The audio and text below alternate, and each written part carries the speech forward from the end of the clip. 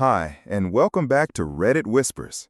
They say a classic car has a soul.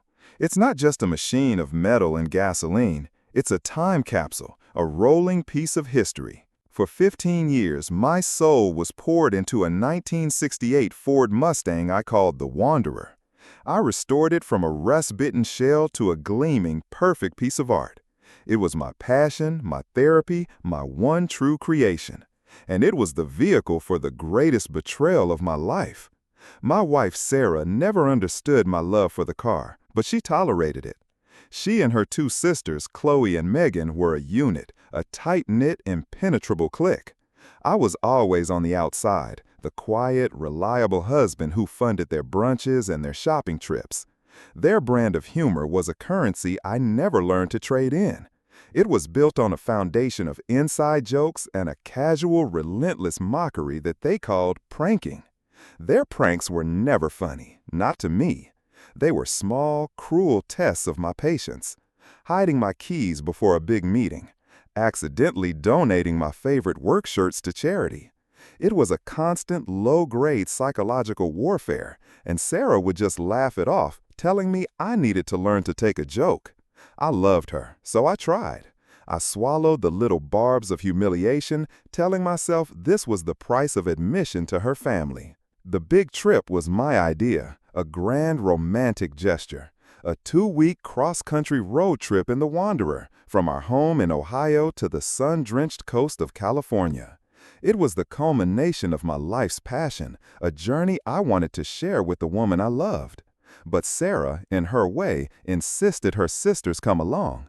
It would be a fun girls' trip, +1, she joked. I should have seen the warning signs. I paid for everything, the gas, the motels, the endless expensive meals. I was the chauffeur, the mechanic, the bank. They were the passengers, a giggling, whispering trio in the back seat, their phones flashing as they documented their adventure for social media, an adventure in which I was rarely featured. The breaking point, the prank to end all pranks, happened in the middle of nowhere. A sun-baked stretch of highway in rural Utah, 1,000 miles from anything that felt like home. We pulled into a dusty, forgotten gas station, a single, lonely building in a vast, empty landscape. I went inside to pay for the gas and grab some water. I remember it with a horrifying clarity. I was standing at the counter, handing a $20 bill to the old man behind the register. And then I heard it. The roar of the Wanderer's engine, my engine, the sound I knew better than my own heartbeat. And then the sound of tires squealing on hot asphalt. I ran outside just in time to see my car, my beautiful, perfect car, speeding away, a cloud of dust in its wake. I could see their 3 heads in the windows, silhouetted against the setting sun. And I could hear their laughter, a high, piercing sound carried on the wind. I stood there, my hand still outstretched with the change the cashier had given me, and I watched my wife, my life, and my soul drive away. The old man from the gas station came out and stood beside me. He just shook his head. "Looks like they got you good," he said, his voice full of a quiet Western pity. It was then that the full, horrifying scope of their prank began to crash down on me. I reached for my phone. It was gone. I remembered Chloe asking to use it to check the map an hour earlier. I checked my pockets for my wallet. Gone. Sarah had taken it from my jeans when I was sleeping the night before, to keep it safe, she'd said. I was standing in the middle of the Utah desert, 1,000 miles from home, with $6.42 in my hand. I had no car, no phone, no identification. I had nothing but the clothes on my back and a profound, soul-shattering understanding of the last 15 years of my life. It wasn't a prank. A prank is funny. A prank is something you laugh about later. This was an act of profound, unimaginable cruelty. This was abandonment. They had not just left me, they had stripped me of my identity, my resources, my very ability to exist, and they had laughed while they did it. The sun began to set, the desert sky turning a beautiful bloody orange and purple. The beauty of it was an insult. I started to walk. I had no idea where I was going. I just walked down that long, empty highway, each step taking me further away from the punchline of a joke I had finally understood. They thought I would call the police, make a scene, eventually find my way home, angry and humiliated, ready for a tearful, laughing apology and another lecture on learning to take a joke. They thought I would come back. They had no idea that as my feet hit the pavement on that lonely road, with every step, I was walking out of their lives forever. I never went back. And that was the beginning of my own quiet, patient, and final prank. That first night was the longest of my life. I walked for hours under a blanket of stars so bright they seemed to mock my smallness, my absolute desolation. The desert gets cold at night, a deep, penetrating cold that seeps into your bones. I had never felt so utterly alone. The next morning, a long-haul trucker, a kind, weary man with a face like a road map, found me on the side of the road and gave me a ride to the next small town. The town was called Harmony Creek. It was a place that time seemed to have forgotten, a handful of dusty streets and sun-bleached buildings huddled together for comfort in the vast, empty landscape. It was the perfect place to disappear. I spent the first few days in a haze of survival. I traded my watch, a good, solid timepiece my father had given me, for a few nights in a rundown motel and a couple of hot meals. The humiliation of that transaction was a fire that burned away the last vestiges of the man I used to be. The man who tried so hard to please everyone, the man who swallowed insults and called it love. That man was gone, left for dead on a Utah highway. In his place was someone new, someone I was just beginning to meet, someone quieter, harder, and infinitely more resilient. My first real break came from a place I understood, a garage. It was an old, greasy, beautiful place called Sal's Automotive, run by a grizzled old mechanic who looked like he had been carved out of the surrounding mountains. I walked in, my hands in my empty pockets, and I didn't ask for a handout. I asked for a job. I told him I was a good mechanic, that I specialized in classic restorations. He looked at my soft, office worker hands, then at the desperation in my eyes, and he gave me a chance. He pointed to a beat-up old Chevy in the corner and told me to fix the engine knock. I spent 12 hours straight in that garage. My hands, which had grown accustomed to the fine, delicate work of restoration, remembered the grease and the grit of repair. I lost myself in the familiar, honest language of pistons and carburetors. It was the first time in days I hadn't thought about Sarah, about her sisters, about the laughter.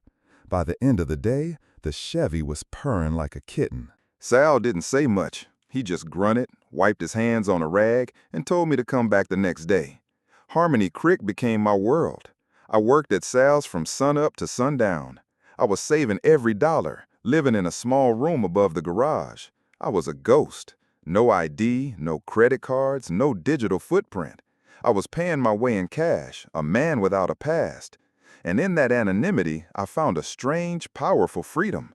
I started to build a new life, not on a foundation of a woman's fickle love, but on the solid bedrock of my own skills, my own labor. A month turned into 2, then 6. I became a part of the fabric of that small town. People knew me as Jake, the quiet mechanic at Sal's who had a magic touch with old cars. They didn't ask about my past. In a place like Harmony Creek, you learn that some stories are best left untold. One day, a thought struck me with the force of a physical blow. I had enough money now. I could buy a bus ticket. I could go back to Ohio. I could walk into my house and confront my wife. I could hire a lawyer, fight for my half of the assets, fight for my name, fight for the Wanderer, which I was sure she had sold by now. I could go back and demand justice. And then another, quieter thought followed. Why? What was there to go back to? A house that was no longer a home? A wife who had revealed herself to be a monster? A life that had been a lie? Justice, I realized, was not about going back. Justice was about not going back. My disappearance was a problem for them. A man who vanishes without a trace becomes a legal nightmare. Bank accounts are frozen. Assets cannot be sold. A life, legally, is put on hold. Their prank, their act of abandonment, had inadvertently handed me the perfect weapon: my silence, my absence. I went to the small-town library and used their public computer, my first time online since the incident.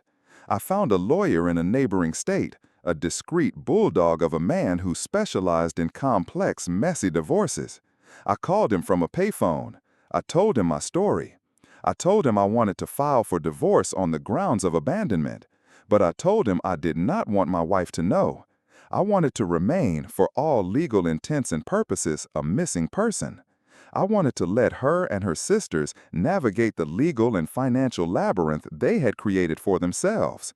I would be a ghost in their machine, a silent, invisible force, watching as the world they had tried to secure for themselves slowly, inexorably ground to a halt. My prank, I decided, would be a long one. It would not be loud or flashy. It would be quiet, patient, and total. I had found my new home in Harmony Creek. I had my work, I had my self-respect. I never went back, and I let them live in the silent, ever-tightening trap of my absence. The first year of my new life in Harmony Creek was a period of quiet, deliberate construction.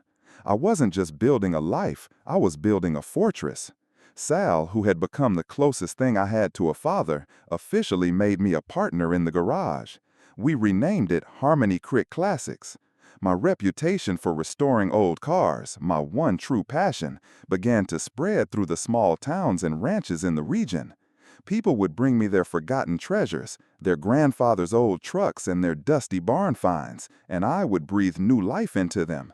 My hands were my own again, creating, building, restoring. The work was my salvation. I bought a small, rundown house on the edge of town, a simple, honest structure that needed a lot of work. I spent my evenings and weekends restoring it, just as I restored the cars. I laid new floors, I fixed the roof, I planted a garden. I was creating a home that was truly mine, built not on a shared dream with a trader, but on the solid foundation of my own two hands. And I was not alone. I met a woman named Clara who ran the local diner.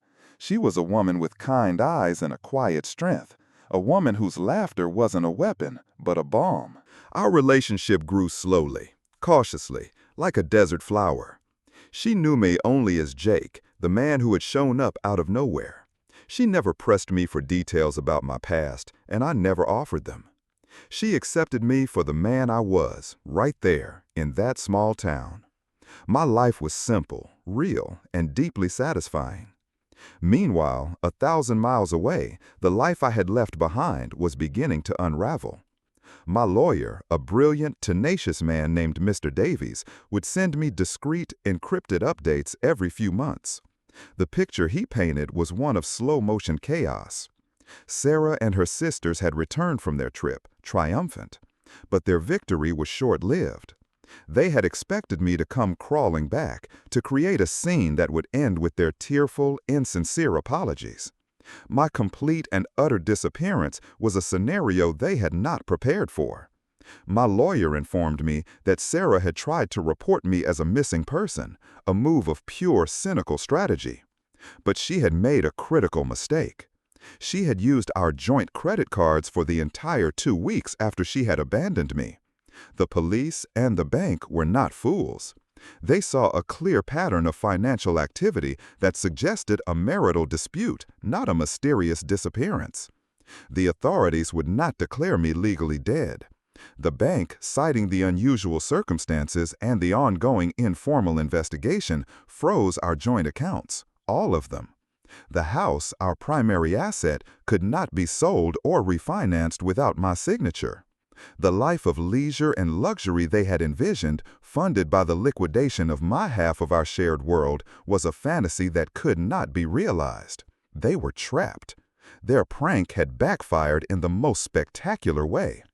They had intended to leave me stranded and penniless. Instead, they had stranded themselves, locking their own financial future in a legal cage to which I held the only key.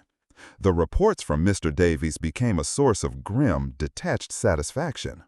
Sarah had to get a job, for the first time in a decade.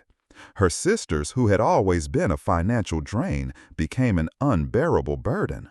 The giggling, inseparable trio began to fracture under the weight of their own toxic creation. Chloe and Megan, who had no access to the lifestyle they felt entitled to, turned on Sarah. The house became a battleground of resentment and recriminations. They had abandoned me in the desert, and now they were living in their own self-made wasteland, their relationships turning to dust. I felt no joy in their suffering, but I felt no pity either. I felt a profound, quiet sense of balance. They had set a course with their actions, and I was simply allowing them to arrive at their intended destination. I continued to build my life. I expanded the workshop. I fell in love with Clara. Harmony Creek was no longer a place of exile. It was home, in a way that house in Ohio had never truly been. I had everything I needed. 2 years after they left me on that highway, Mr. Davies sent me a new update. Sarah, desperate and out of options, had hired a private investigator. They were looking for me, not to reconcile, but to force a resolution. They needed my signature. They needed my legal existence to unlock their own. The ghost they had tried to create was about to come back to haunt them, not as a specter of the past, but as a quiet, solid man who held all the cards. I told Mr. Davies to let them find me. It was time. The day Sarah found me was a day like any other in Harmony Creek. It was a hot, dusty Tuesday. I was in the workshop, my hands deep in the engine of a 1957 Bel Air, the familiar scent of grease and old metal in the air. The sun was streaming through the open bay doors, and then a shadow fell across the concrete floor. I looked up, and there she was. She was standing just outside the workshop, a stranger in a strange land. She was dressed in expensive city clothes that looked ridiculous and out of place in our dusty little town. She looked older, harder. The carefree, cruel laughter was gone from her eyes, replaced by a look of weary desperation. For a long moment, we just stared at each other. She was looking at a man she didn't recognize. The soft, accommodating husband she had thrown away was gone. In his place was a man with lean, hard muscles from years of physical labor, with hands that were permanently stained with the honest dirt of his work, with a quiet, unshakable confidence in his eyes. She was looking at Jake, not at the man she had married. "We need to talk," she said, her voice thin and reedy. I didn't invite her in. I wiped my hands on a rag and walked out to meet her, closing the bay door behind me, separating my new life from the contamination of my old one. We stood in the harsh, unforgiving sunlight. "There's nothing to talk about, Sarah," I said, my voice calm, the voice of a stranger making a simple statement of fact. "You left me on a highway 1,000 miles from home. I think you said everything that needed to be said." "It was a joke," she stammered, the old, pathetic excuse sounding hollow even to her own ears. "It went too far. We were stupid. We came back to the gas station an hour later, but you were gone. We looked for you." "You didn't look very hard," I said, my voice devoid of emotion. "You were too busy using my credit cards to continue your vacation." The color drained from her face. She realized then that this was not a conversation between a husband and a wife. This was a negotiation, and she was holding a losing hand. She launched into the real reason she was there. She told me about the frozen accounts, the legal limbo, the hell her life had become. She told me she couldn't move on, couldn't sell the house, couldn't access her half of the money. She needed me to sign papers. She needed me to cooperate. She was not there to apologize. She was there to finalize a transaction. "I'll give you whatever you want," she said, her voice a desperate plea. "More than half. Just sign the papers. Let me end this." It was then that Clara came out from the diner across the street, carrying a tray with 2 tall glasses of iced tea. She saw me standing with a stranger and paused, a questioning look on her face. I smiled at her, a real, genuine smile, and waved her over. I put my arm around her as she approached, and I introduced them. "Sarah, this is Clara," I said. "Clara, this is Sarah." The two women looked at each other, and in that moment, Sarah's defeat was absolute. She wasn't just looking at the legal and financial consequences of her actions. She was looking at the life I had built in the ruins of the one she had destroyed. She was looking at my happiness, a happiness that had absolutely nothing to do with her. "I have already filed for divorce, Sarah," I said quietly as Clara leaned against me, a warm, solid presence.